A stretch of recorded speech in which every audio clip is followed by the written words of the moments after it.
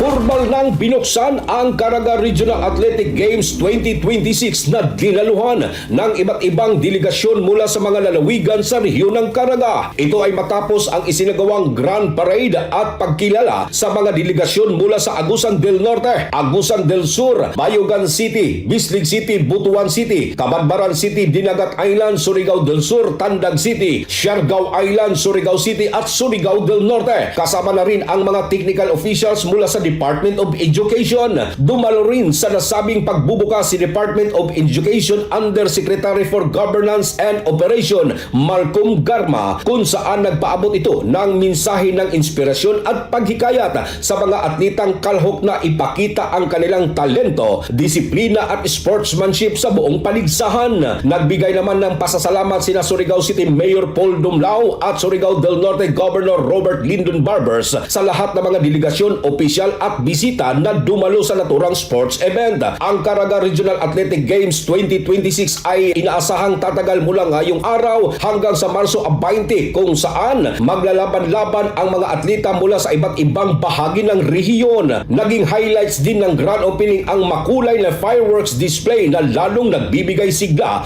at kasiyahan sa pagbubukas sa nasabing palaro. Mula dito sa RMN DXRS Surigao, ito inyong radyoman Gerson Galotera Fuentes, Tatak RMN. RMN Network News.